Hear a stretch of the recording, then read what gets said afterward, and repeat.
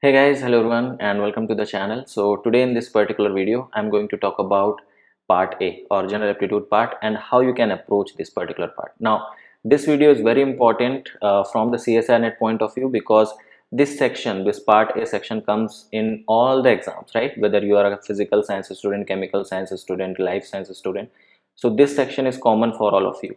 So, and this particular section is important also, all right? But this is what I have felt in so many years of teaching, that students generally ignore this part A, or they underrate this section. Okay, they don't solve questions from here, they just simply ignore it, which I don't recommend to do. Okay, every time before every exam I emphasize on this thing, that you should do questions from part A.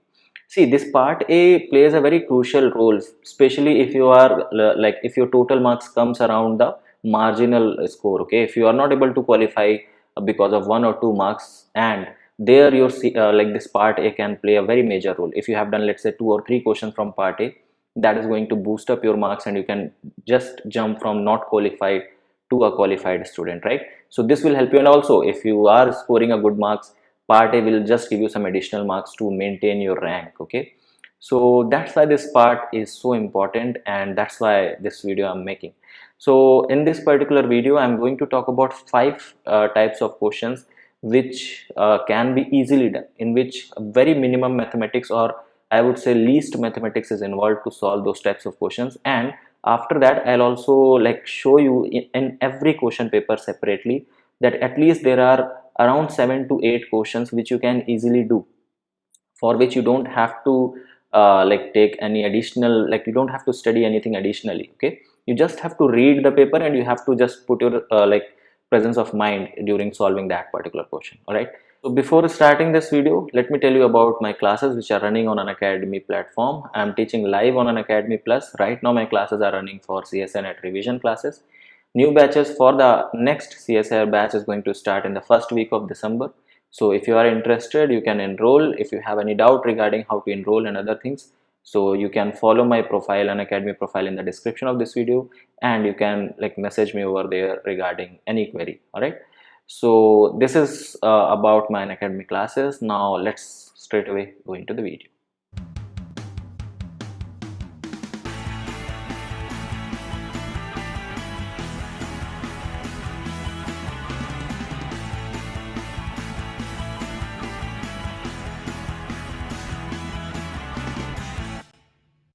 Alright, so before starting anything, I would like to first of all give you a little bit of information regarding part A. So in part A, you have 20 questions overall. Out of those 20, you have to do 15 questions. Okay, you have to choose any 15 questions which you can do, and each question consists of 2 marks each. So overall, this particular part is going to give you 30 marks. Okay, if you do all the questions, you can easily score 30 marks from here. Now, out of these 20 questions, as I said, that 5 ones are those which I'll show you that how they are asked, or the different types of questions which you can easily approach.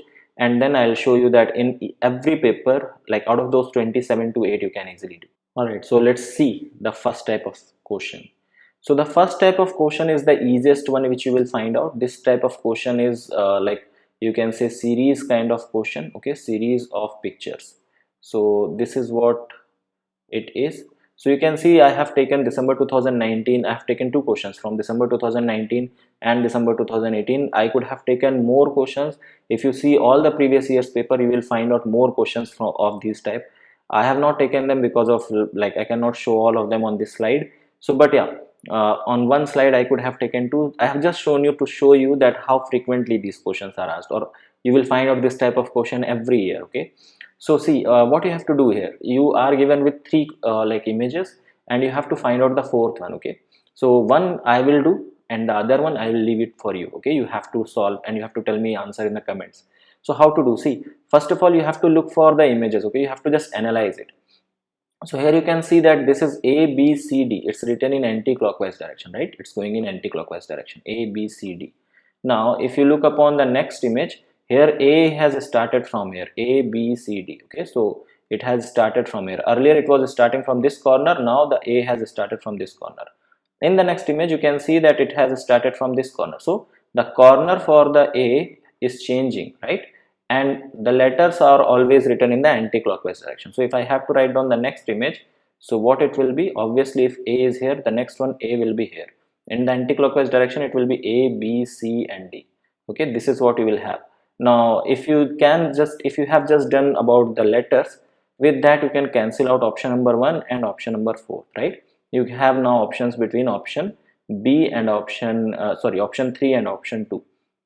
Now you just have to look for these arrow. Okay, so you can see that this particular arrow is going in downward direction. Okay, and this arrow is going in upward direction. So one downward, one upward, again downward. So the next one should come upward in direction. Okay, it should come upward in direction. And also you can see that this is one slash here, it is double slash, then single slash, it should be double slash. Okay, you just have to follow the pattern, that's all. Okay, so series of pictures, or you can say pattern of the pictures. The next thing is you have to look for this dot in the plus and in the center. Okay, the dot is here, then it went to this side, then it went to the top side. So you can see that the dot is moving in the clockwise direction, earlier downwards, then towards the towards the left, then towards the top, then it will come towards the right side. So here the dot will come, like if I make this plus here somehow, so the dot will come to this side. That's there in option number 3. So option number 3 is the correct option for this question. See how simple it is. You have not applied any formula, you have not applied any calculation, but you have ended up getting 2 marks, right? So this is how you can do. It's so simple and you can easily do. The next question I'm leaving for you. Okay, for December 2018 question, you have to see the pattern and you have to tell me the next image, which one will be the next image over here. Okay, the options are there. Tell me in the comments whatever answer you have got. So this is the first type of question. Let's go for the second type of question. The second type of question is counting the figures. Okay, here you have to count the figures, counting the figures.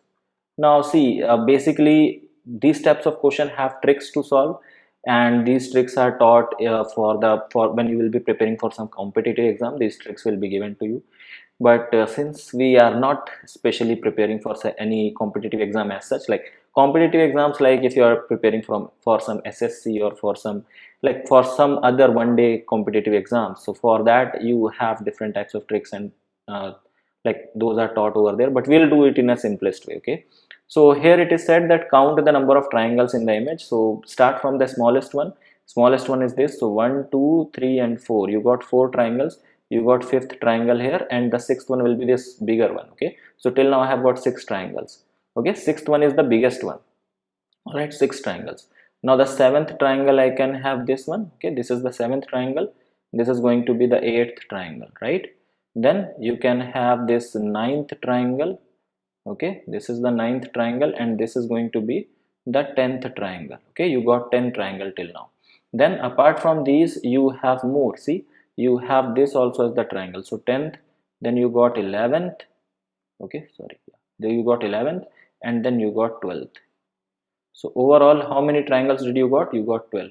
Do you have an option more than 12? No. So option number 4 is correct, which is 12 triangles. So generally I would give you a hint how you can approach this question. Generally the answer is the maximum number. Okay, generally it's not always true. Generally it is the maximum number which you have. So you have to think whether you are getting this maximum number or not. Once you got this maximum number, obviously you don't have to do anything. Okay, so just count and go for that.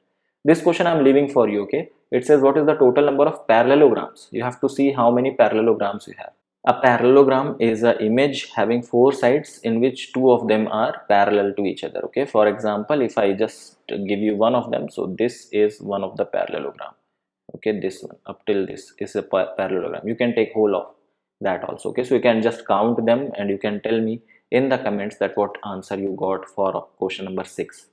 All right, so mention that question 6 and type 2. Okay, and then answer over there. So that will be more convenient for us to judge or to see that which answer you are talking about. All right, let's see the third type of question. See, this was also the one where you have not applied any mathematics. Just by counting and just by doing the trivial thing, you have answered it. So in the same way, like every year you will get similar kind of questions. All right. Okay, let's take the third type of question. This type of question is based upon reading graphs. Okay, this is based upon reading graphs. So basically, if you look upon the question, it says that the graph below shows the rainfall and the temperature at a place over one week. Which day of the week would fell would feel the most humid. Okay, so basically we have to understand that what is the what is the relationship between humidity, rainfall and temperature. Okay, so first of all let me tell you what is humidity. Okay, so humidity basically tells you that it's basically the amount of water vapor, okay, amount of water vapor present in your, okay, present in air, present in air. So what do you need for having, okay, so more water vapor in the air means more humidity. That's the simplest term. Now if you have more rain, let's say, okay, if you have more rain, so that means you have more water which can be evaporated. So what other factor you need to convert water into water vapor, or to convert rain into water vapor? You need temperature. So more rain and high temperature are two very good factor for increasing the humidity. Understood? So this is how we are going to approach this question. Okay, the first day, like this graph is given based upon different days, and this cross curve is showing you for the rainfall, whereas this circled one's curve is showing you for the temperature.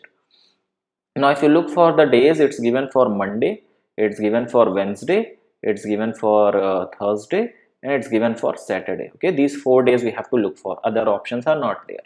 Okay, so let's look upon them. So on Monday you have rainfall which is very low. Okay, rainfall is around 10 millimeter, and your temperature is quite high, it's around 30 degrees Celsius or around 25 degrees Celsius.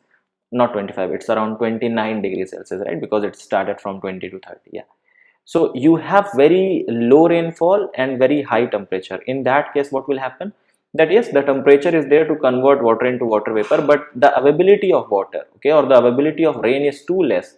So that's why humidity will be low here. Okay, so on Monday we will have very low humidity.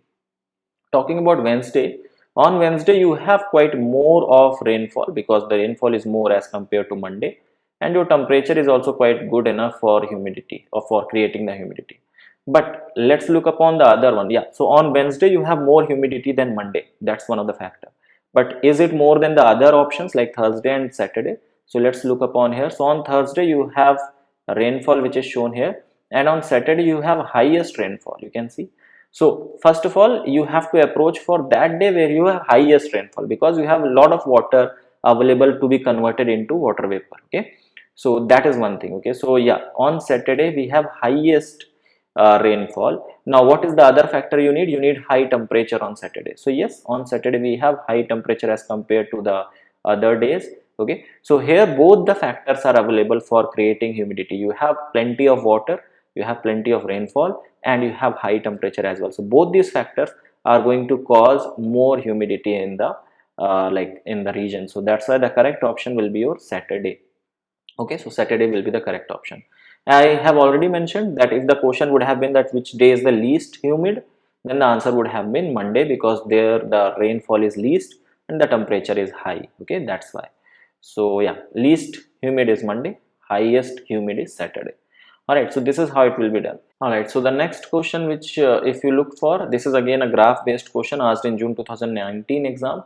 It says that the graph below shows the monthly average rainfall and the monthly average temperature at a certain place in India. Where is this place most likely to be located?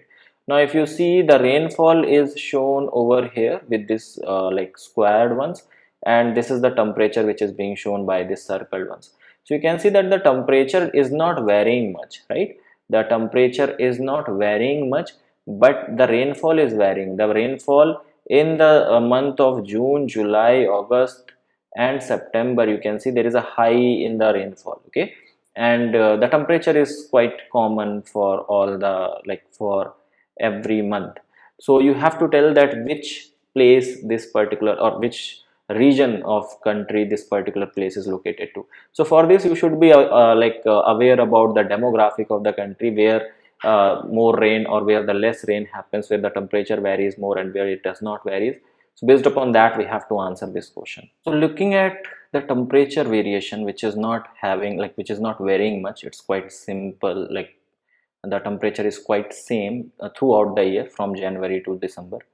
You know that in the options you are given with in option number 3 and 4 you are given with hills. Okay, this is northeastern hills and this is the Himalayan foothills.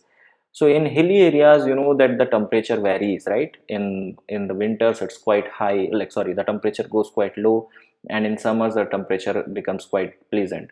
So the temperature variation happens over there during the month of November, December, January and February.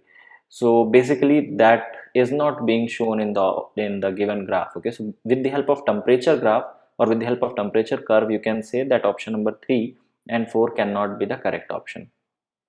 Now looking at the rainfall curve, okay, if you just look at the rainfall curve, you can see that you are getting some early rainfall, okay, and from the month of May, June, July, that's what the rainfall you can see.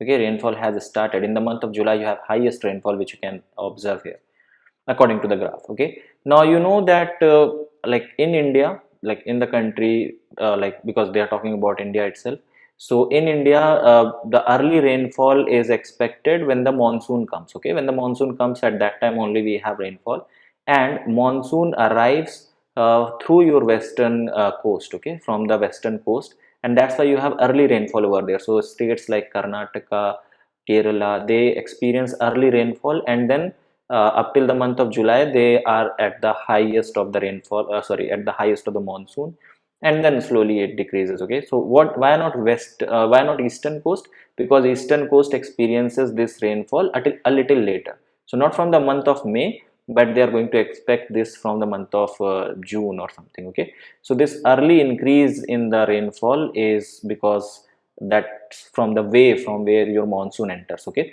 so the monsoon comes from your Arabian Sea, so you should note that. Okay, so the answer is your western coast. Okay, so that's what it is. So in this question also, you just have to read the graph, and by reading the graph, by applying some of your knowledge which you have, you can answer it. It's not like something which you have memorized, you have to answer that. Okay, nobody has memorized all these things from where or what happens. It's just simple logic we are applying by looking into the graph. Okay, so this is the third type of question which you can approach. Okay, you can take these questions. Okay, the next type of question is more simpler than that. Okay, these are again graph based questions, so these are called as data interpretation. Okay, these are data interpretation. So you are given with the data as such, and you have to interpret those data. Okay, so there are, you can see it has been asked like consecutively in each year. So in December 2018, June 2019, December 2019, every year we have a question from here. I will just take one of them. It says that the graph depicts the petrol prices in rupees per liter for the month April, May and June. So this is like opening data price, closing date price. This is highest price and lowest price. Okay, and these are for the different month. Like this one is for the April month. This is for the May. So April, May and June. April, May and June. April, May and June. Like that it is given. It says pick the incorrect statement. It says that the highest price never crossed 75. So you can see the highest price. Does it cross 75? Yes or no? So you can see that the highest price actually crossed 75. Okay, so we have to tell the incorrect statement. Okay, so this is a incorrect statement. That means the highest price crossed 75, right? You can see the highest price crossed 75. In which month? It crossed in the month of May and it crossed in the month of June both.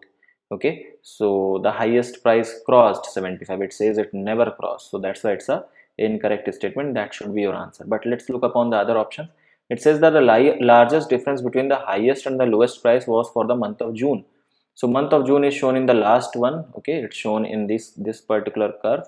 Okay, this is June. So it says that the largest difference between the highest and the lowest price was for the month of June. So highest price for the month of June is, let's say, 70, like 7. Okay, if it is 75, this is 78, so this can be 77 approx. So this is 77 and this is around 75. So the difference is around 2.5, right? That's what we have, or 2 rupees per liter. That's what the difference we have.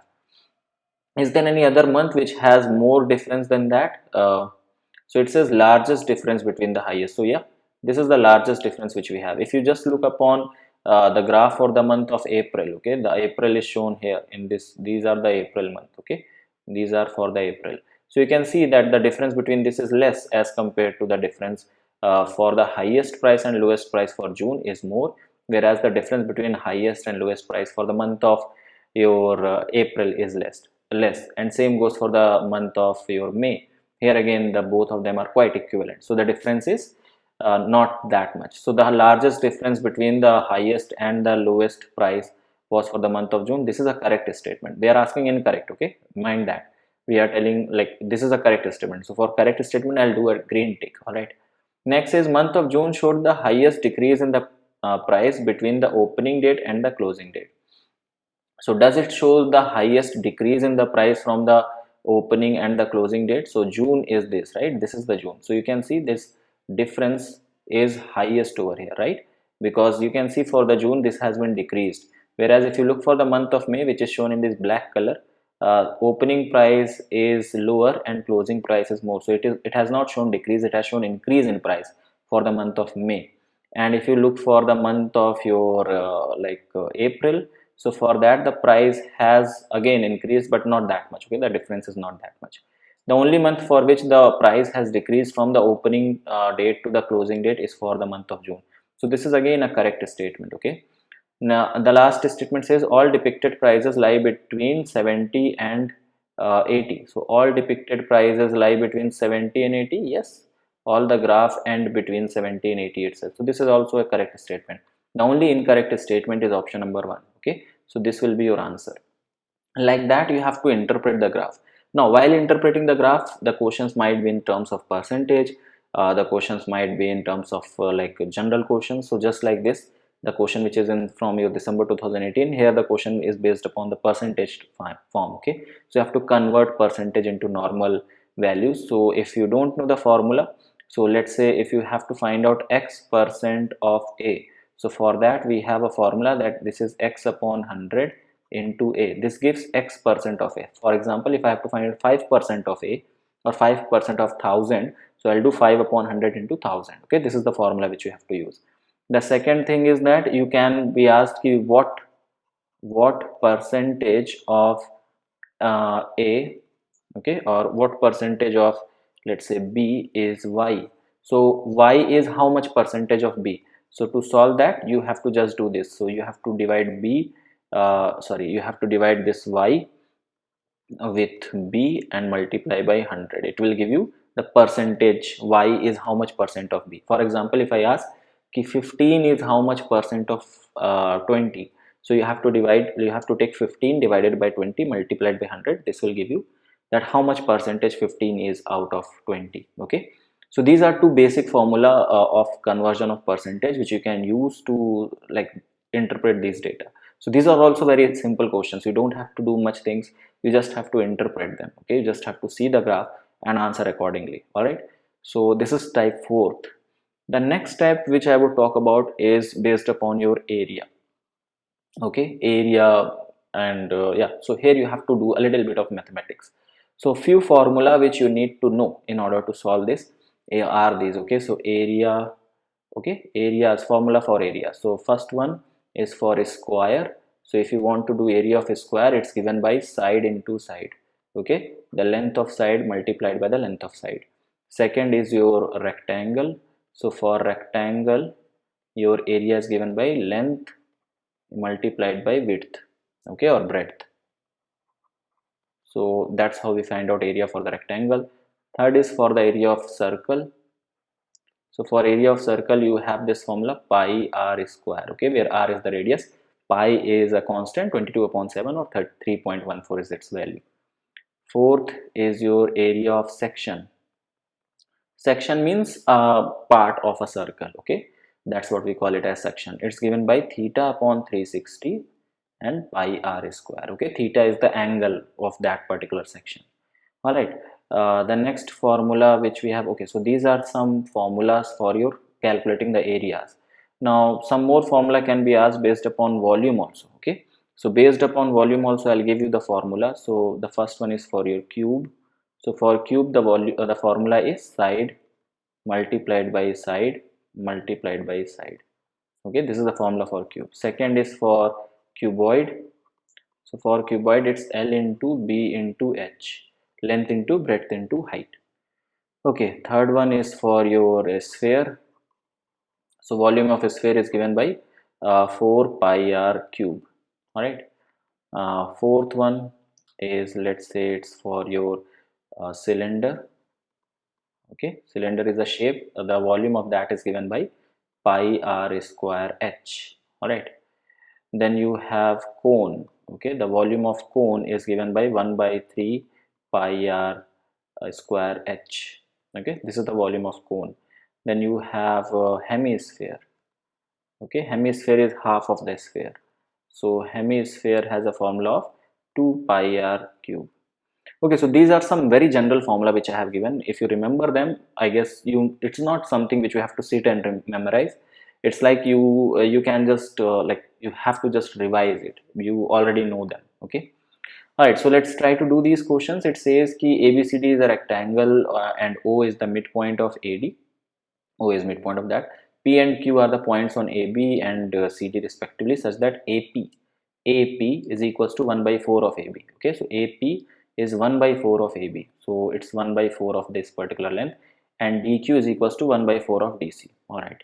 So the ratio of area of rectangle ABCD to that of the area of triangle OPQ. Okay, so they have asked about the ratio of triangle and rectangle. So area of triangle, okay, that's what not I have written. So let's say for the triangle. Okay, for triangle the area is given by half base into height. Okay, fine. So let's try to do it. So let's keep it as let's keep it as B is the breadth of this rectangle. Okay, and let's keep it as L. So this is L. If this is L and this is B, it's pretty simple. So what will be this length equal to from here to here? This will be equal to AP and this will be equal to DQ. Both of them are 1 by 4 of CD or 1 by 4 of AB. So this will be like L by 4, right? Because this is total length is L and this is 1 by 4 times of that. So this will be L by 4. Now, if I have to calculate the area of triangle, I'm going to do it on the next slide. Okay, so area of triangle, what triangle is it was? It was OPQ. Okay, so OPQ, area of triangle is half. What is the base? Base means the side on which this height is made. Okay, so you have to look at it in the vertical form.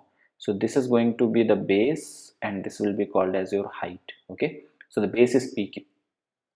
So half into base, that is PQ, and height. Height is going to be like I can write it as OM, or I can write it down as AP or DQ. All of them are equal to each other. So I'll write down OM.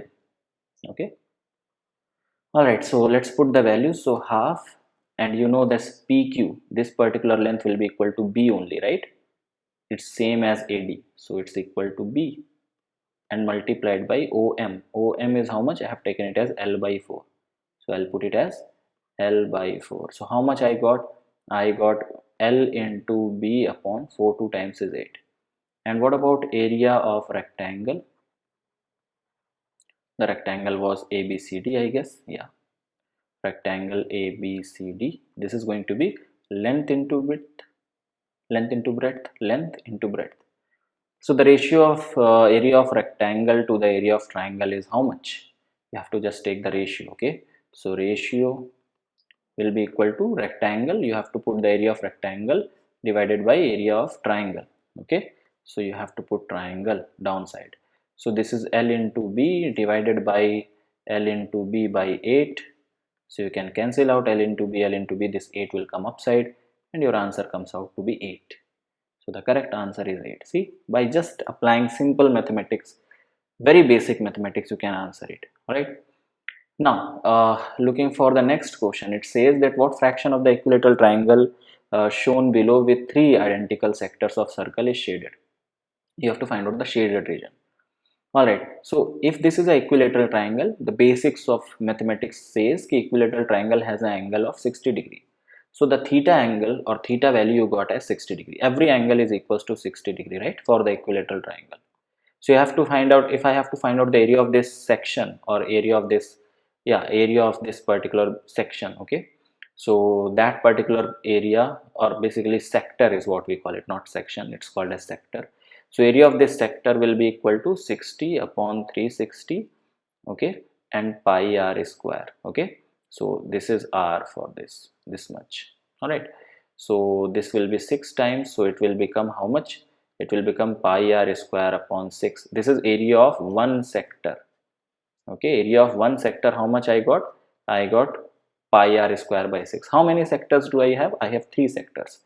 So area of complete sectors, if I'll do the things on the next slide, I'll show you how it will be done. So area of one sector, we have got pi r square by 6. Let's look upon it that how we will solve. So one sector is this much. So area of three sector is how much? Three sectors. Okay, this will be 3 into pi r square upon 6. So this is going to give me pi r square upon 2. Okay, that's what I have got. What about the area of this equilateral triangle? If this is r, what is this total length equal to? This will be 2r, right? Because this is r, this is also r. So obviously this will be total 2r. So one side of the equilateral triangle is 2r. So area of equilateral triangle, this is given by root 3 upon 4 and side square. This is the formula to calculate area of equilateral triangle. Okay, we have a separate formula for equilateral triangle. So this is root 3 upon 4 and side. What is the length of the side? Just now we have seen it's 2r. So it will be 2r square. So basically you are going to get root 3 upon 4 and then you will have 4r square. So basically if you cancel out this, so you will get root 3r square. Okay, this is the area of the equilateral triangle. So if I have to find out the area of shaded region, okay, area of shaded region. So how I'll do that?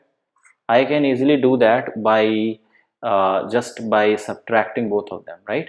So it says that what fraction of the equilateral triangle shown below with the three identical sector is of a circle is shaded. So first of all, find out the area of shaded region, then take the fraction. So area of shaded region will be how much? Area of equilateral triangle, that is root 3 r square minus this area of sector, that is pi r square by 2. What you can do? You can take this r square common, so you will get root 3 minus pi by 2. This is the area of the shaded region. The next thing is you have to take fraction. Okay, whose fraction you have to take? So the fraction, what fraction of the equilateral triangle shown below with three identical sector of circle is shaded? So you have to find out that what part is shaded. So shaded divided by the complete area of equilateral triangle. So this will be equal to the area of shaded divided by the area of triangle.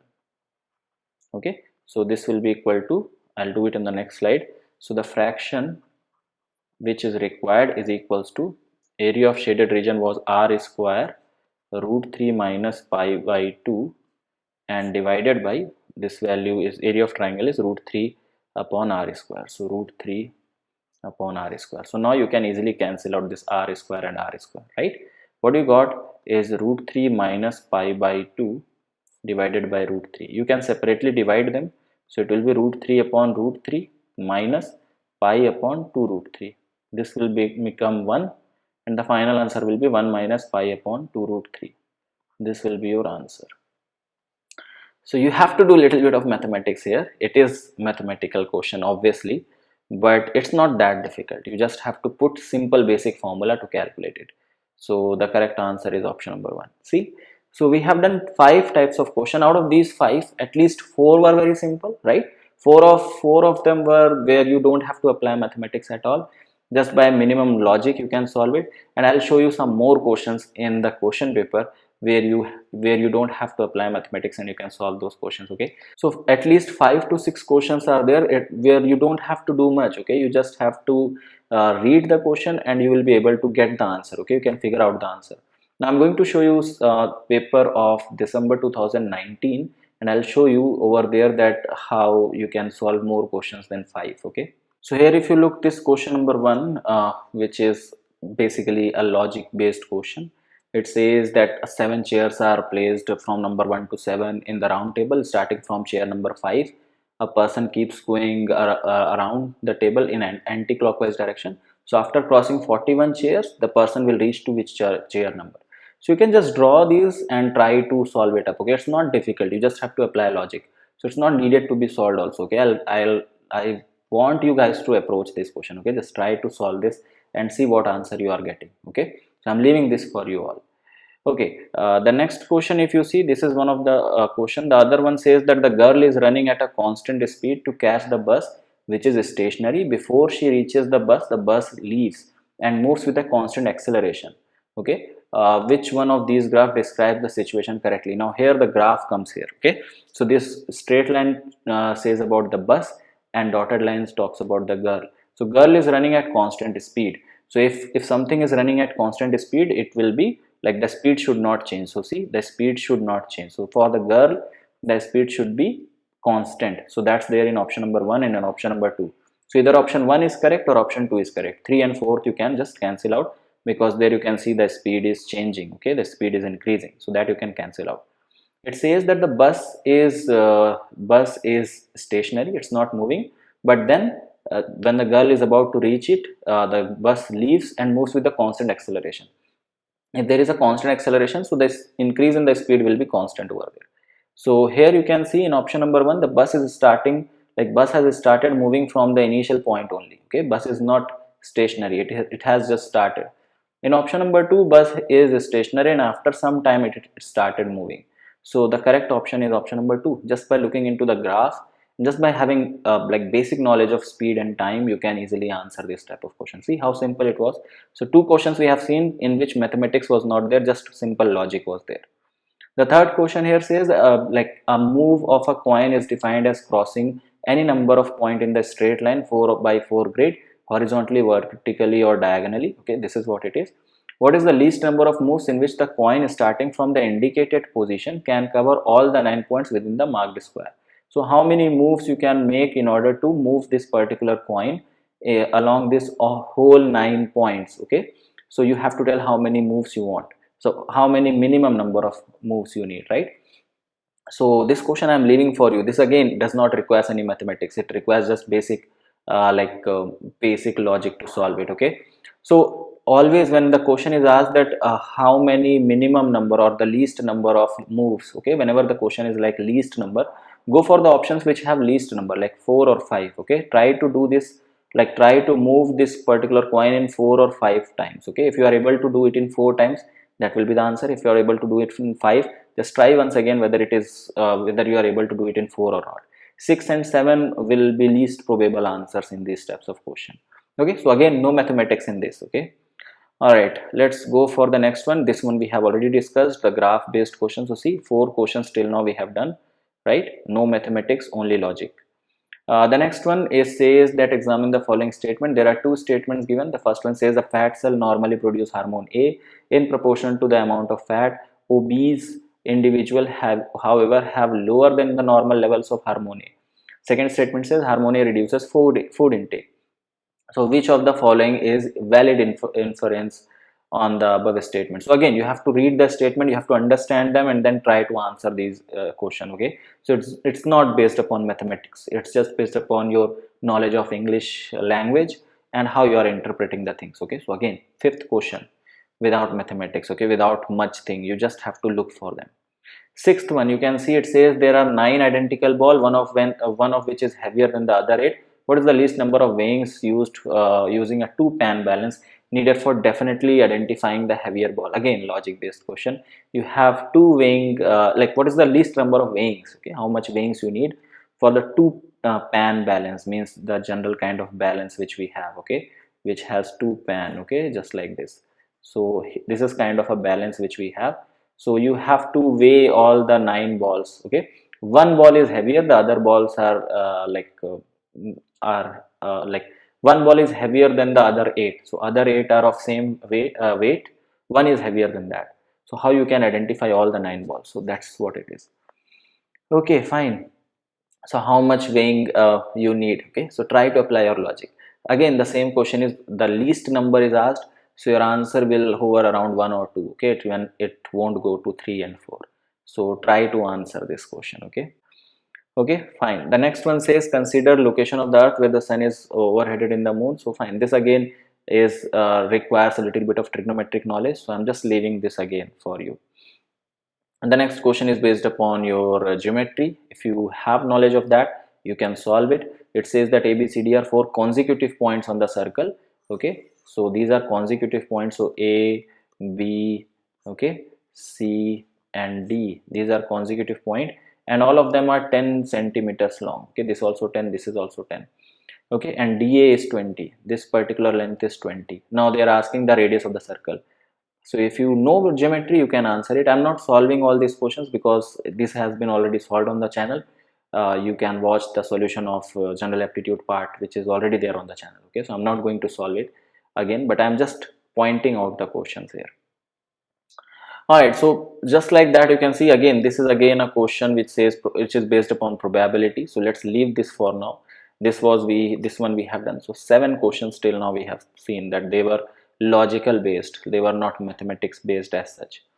Okay, the next one is mathematics based, so let's leave it. This again is a data interpretation kind of question. So 8 questions, right?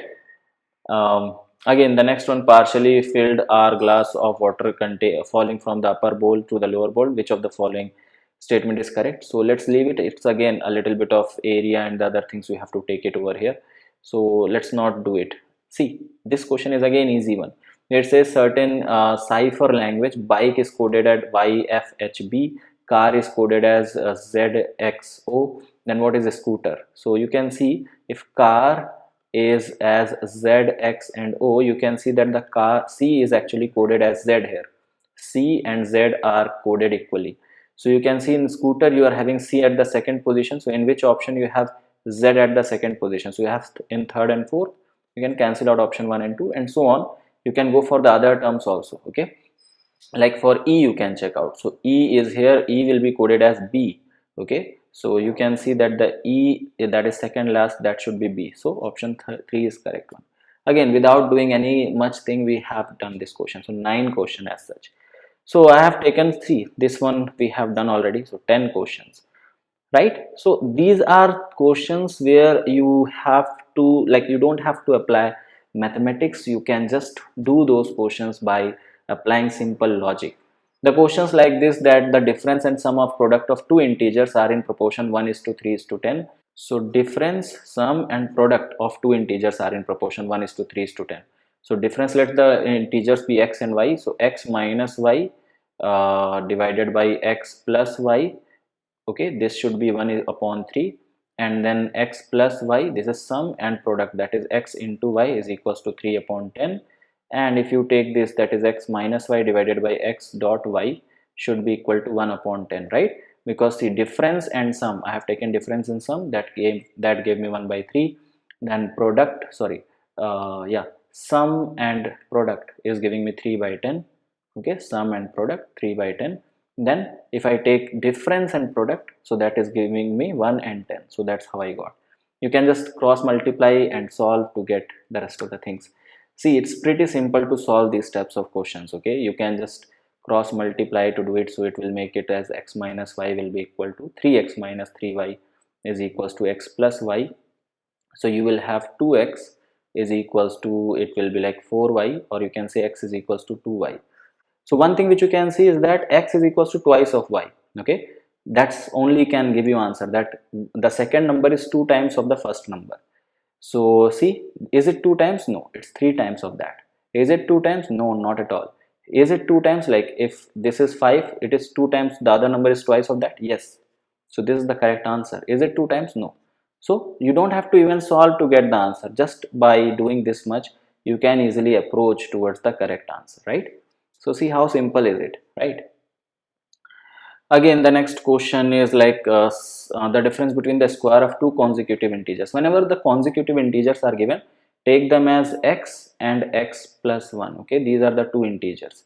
Now the difference between the square of the two, so difference between, so x plus 1 is square and minus x square is given to you as 408,235. Okay, so you have to solve this to get the value of x. Then you have to find out the sum of the numbers. Okay, so one number, once you got x, the other will be x plus 1, just one more than that. Sum of them will give you how much, that's what you have to tell. Okay, so yeah, this is how you will be doing this.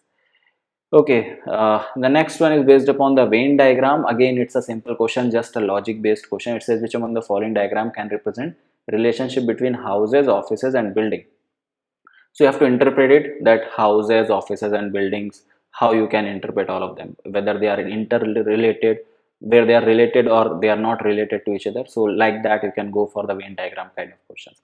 So I have just taken a question paper of 2019. Okay, I have taken these 20 questions. Out of these 20 questions, I have taken CSIR December 2019. Out of these 20 questions, we were easily able to do, like out of this 20, like there were 12 questions at least which you can approach, which you can do. But if you will leave this, if you will not read at all, then how you will get to know that you are able to solve this type of questions, right? So the whole motive of making this complete video was to discuss with you, was to tell you, was to just remind you, or just tell you about key, don't leave part A. Okay, part A is also an important section of your CSIR net exam. All right, so that's all for this particular video. I hope whatever we have done, I hope you understood how to approach this particular part A, and in the upcoming exam you won't leave part A. Okay, so the video might be little longer, but it is worth watching. It's there, like I have made this to make you realize that the part A is not that difficult as you think of it. Okay, so yeah, try to solve or try to see questions from part A, whether you are able to do them or not. Okay, so that's all from my side, guys. Thank you so much for watching, and I'll see you in the next video. Till then, have a great day. Bye bye, take care.